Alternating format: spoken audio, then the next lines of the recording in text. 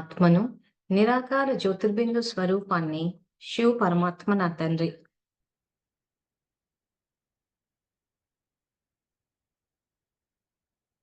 నేను ఆత్మను, శాంతి స్వరూపాన్ని, శివ్ పరమాత్మ నా తండ్రి. నేను ఈశ్వరీయ విద్యార్థిని, బాబా నాకు టీచర్. బాబా నాకు సద్గురువు, నేను మాస్టర్ సద్గురువును.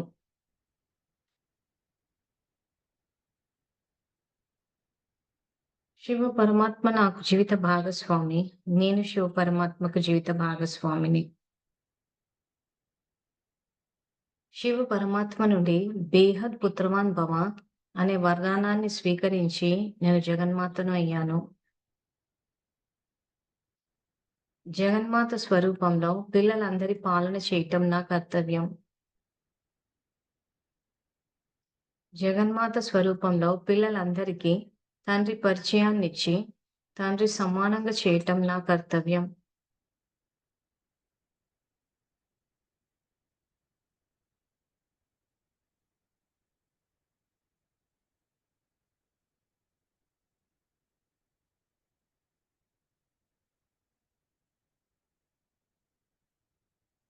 సో ఈరోజు జ్ఞాన భోజనానికి మనం స్వీకరించే మురళిలోని మహావాక్యాలు ఇవి. సో ఇది revise course Murali 30th July 1983. So మొట్టమొదటి సమర్థ సంకల్పము, నేను చెలించని సంస్కారాల ఆధారంగా చెలించని రాజ్యం యొక్క ప్రారబ్ధాన్ని పొందిన అచంచల రాజ్యాధికారిని.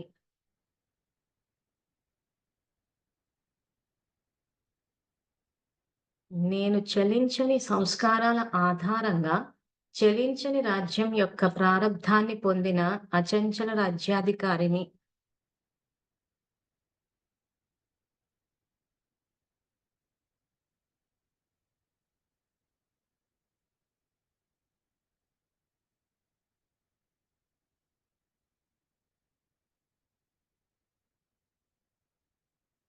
నేను డ్రామాలోని ప్రతి దృశ్యాన్ని డ్రామా చక్రంలో సంగమయుగి బిందువుపై స్థితి అయి దేనిని చూసినా కానీ స్వతహాగానే అచంచలంగా స్థిరంగా ఉంటున్నాను.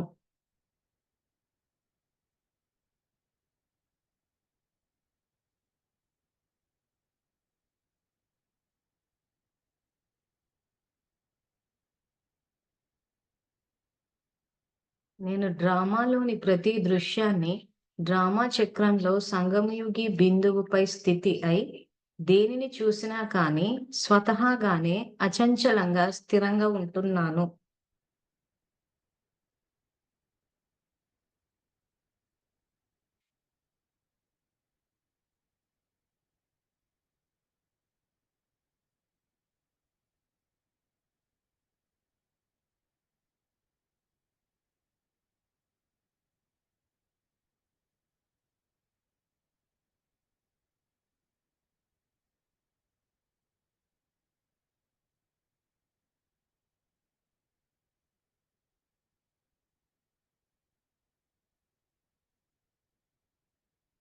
నేను ఈ చిన్న యుగంలో ఉన్నతమైన బిందువుపై ఉన్నత స్థానంలో ఉన్నతమైన స్థితిలో ఉన్నతమైన జ్ఞానంలో ఉన్నతోన్నతమైన బాబా స్మృతిలో ఉన్నతోన్నతమైన సేవ యొక్క స్మృతి స్వరూపంగా అయి సదా సమర్థంగా ఉంటూ వ్యర్థాన్ని సమాప్తి చేసుకున్నాను.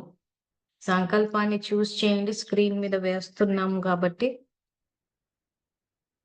నేను ఈ చిన్న యుగంలో ఉన్నతమైన బిందువుపై ఉన్నత స్థానంలో ఉన్నతమైన స్థితిలో ఉన్నతమైన జ్ఞానంలో ఉన్నతోన్నతమైన భావస్మృతిలో ఉన్నతోన్నతమైన సేవ యొక్క స్మృతి స్వరూపంగా అయి సదా సమర్థంగా ఉంటూ వ్యర్థాన్ని సమాప్తి చేసుకున్నాను.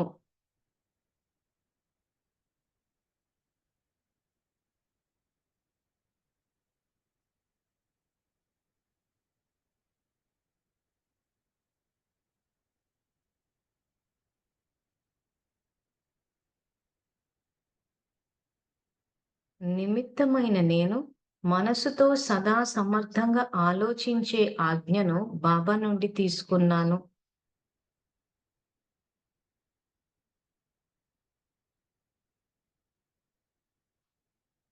నిమిత్తమైన నేను మనసుతో సదా సమర్థంగా ఆలోచించే ఆజ్ఞను బాబా నుండి తీసుకున్నాను.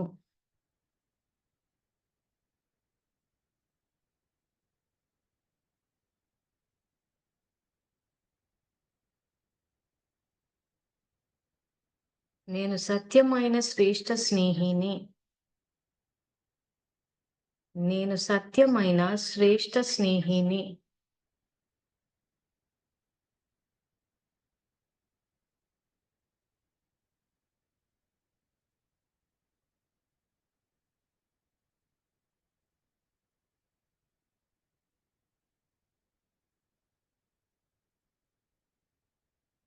నేను సమయ ప్రమాణంగా యోగ బలం యొక్క శ్రేష్ఠ విధిని ప్రారంభం చేసే శ్రేష్ఠ ఆత్మలను పిలిచే అడ్వాన్స్ పార్టీ ఆత్మను.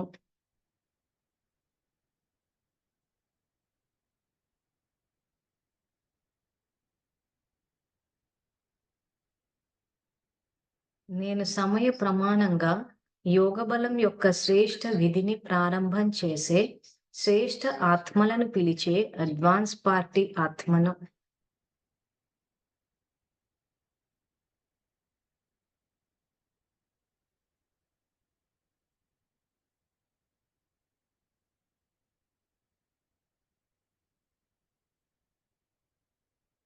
నేను భాగ్య విధాత బాబా యొక్క భాగస్వామిని.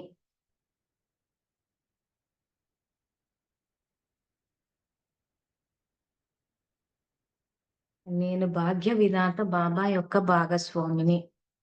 సో మనం ఏదైతే క్లాస్ స్టార్ట్ చేసే ముందు శివ పరమాత్మ జీవిత భాగస్వామి అంటారు చూసారా, ఇవన్నీ సంకల్పాలు ఇలాంటి వాటిల్లో చూసి రాసినయే.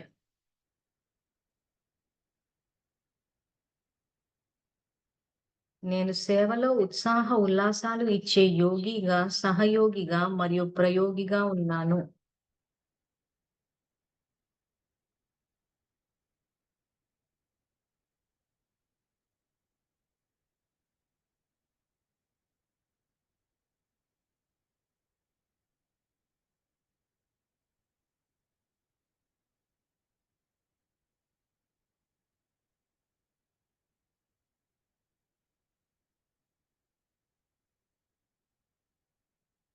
నేను సేవలో ఉత్సాహ ఉల్లాసాలు ఇచ్చే యోగిగా, సహయోగిగా మరియు ప్రయోగిగా ఉన్నాను.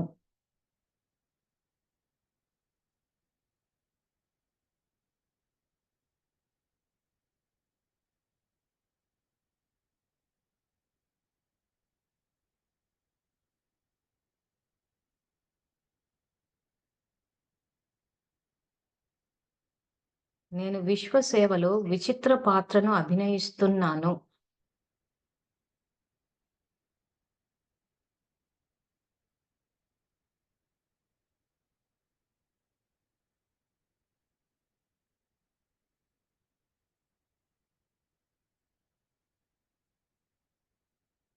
నేను విశ్వ సేవలో విచిత్ర పాత్రను అభినయిస్తున్నాను.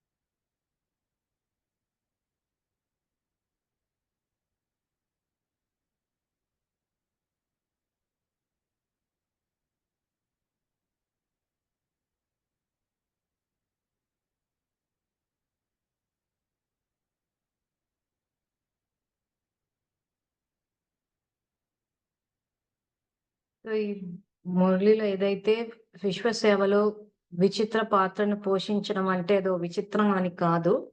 చిత్రము అనంటే దేహము, విచిత్రం అంటే దేహం లేకపోవడం. బాబా అర్థం ఇది. అంటే ఆత్మిక స్థితి అని అర్థం. సో విచిత్రుడు అంటారు. విచిత్రమైన పాత్ర అనంటే చిత్రం లేకపోవడం అంటే దేహం లేని ఆత్మ పాత్రను అభినయిస్తుంది. విశ్వసేవలో ముఖ్యంగా ఆత్మ పాత్రే ఉంది ఇక్కడ. సో అది దానర్థం. సో ఈ మురళి ఏదైతే ఉందో ఈ 30th దీంట్లో ముఖ్యంగా ఇందులో మనం సేవ గురించే చెప్పారు. సో సింపుల్ గానే ఉంది. సో ఇందులో పెద్దగా అర్థం చేయాల్సిందేమీ లేదు. కానీ మీకు అలవాటవ్వాలన్నట్టు ఇలా రోజు పొద్దున, సాయంత్రం పెట్టి చెప్తున్నాను నేను.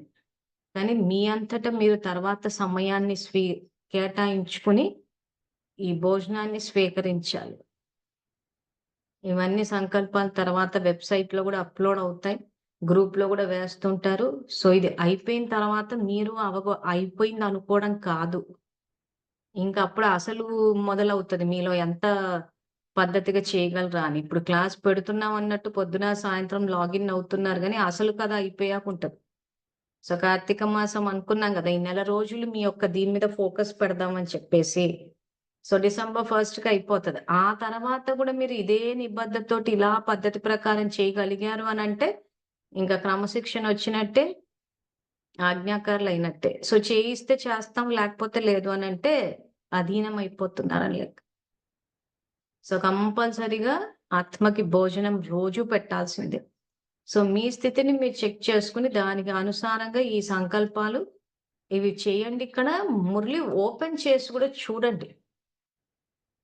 అప్పుడు ఇంకా సబ్జెక్ట్ బాగా దిగుతది. ఆ తర్వాత ఓ పాయింట్ తీసుకోండి. తీసుకొని ఎంతవరకు దాన్ని ప్రాక్టికల్‌కి తెచ్చారా అని కొన్ని పాయింట్లు కూడా మీరు చేస్తూ పోయారంటే ఇంచుమించు అయిపోయి. ఇప్పుడు నేను దాత స్థితిలో ఉన్నాను. నేను దాతని, వరదాతని అని మీరు ప్రయోగం చేస్తుంటే మొత్తం మురళిలో అన్ని పాయింట్స్ వచ్చేసినట్టే గదా!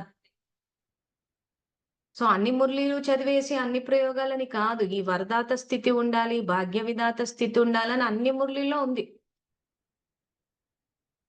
సో ఒక పాయింట్ తీసుకొని మనం ఎంతమంది భాగ్యాన్ని తయారు చేశాము. మెయిన్ అదే ఇంపార్టెంట్. నేను భాగ్య విధాత ప్రభాకి జీవిత భాగస్వామిని అంటున్నారు. అంటే ఏమవుతుందక్కడ? జీవిత భాగస్వాములు అవ్వడం అంటే ఆయన సమానంగా పాత్రను అభినయించడం. ఆయన ఈరోజు వచ్చింది ధర్మస్థాపనకి మన భాగ్యాన్ని తయారు చేయడానికి. సో మనం ఎంతవరకు ధర్మాన్ని స్థాపించడంలో ఆయనకు సంయోగం ఇస్తున్నాము? అధర్మం జరుగుతుంటే దానికి ప్రోత్సాహము, దానికి సంయోగం ఇస్తున్నామా? సో ఎవరికి వాళ్ళు చెక్ చేసుకోండి. ఆ తర్వాత ఇతరుల భాగ్యాన్ని ఎంతవరకు ఇది యాక్చువల్ సేవ. సో వాళ్ళు వాళ్ళ భాగ్యాన్ని రచించుకోవడంలో మీరు ఎంతవరకు వాళ్ళకి సంయోగం ఇచ్చారు? ఎంతవరకు మనస, వాచ, కర్మన వాళ్ళకి సంయోగం ఇచ్చారు? ఇవి యాక్చువల్ సేవలు. మురళి చదువుకోవడం వల్ల మనకు గైడెన్స్ వస్తది ఏం చేయాలా అని చెప్పేసి. యోగంలో శక్తి వస్తది. తర్వాత వీటన్నిటిని మన మీద మనం ప్రయోగం చేసుకొని ధారణ చేసి అప్పుడు సేవలో అందరికీ భాగ్యాన్ని తయారు చేసుకునేది రావాలి. అది ఆయన జీవిత భాగస్వామి అవ్వాలంటే. సో దీన్ని బట్టి ఎవరికి వాళ్ళు స్వచింతన చేసుకొని మీరు ఇంతవరకు ఎంతమంది భాగ్యాన్ని తయారు చేశారు అని గనక మీరు చెక్ చేసుకోగలిగితే ఆయన జీవిత భాగస్వాములు అయ్యారా లేదా మీకే తెలిసిపోతుంది. సో ఇది స్వచింతన చేసుకొని ప్రాక్టికల్‌కి తీసుకురావాల్సిన పాయింట్ ఈ మురళిని ఆధారంగా తీసుకొని మురళి కూడా తీసి చదవండి. సో రేపు మళ్ళీ 5:00కి కలుసుకుందాము. అంతవరకు థాంక్ యూ.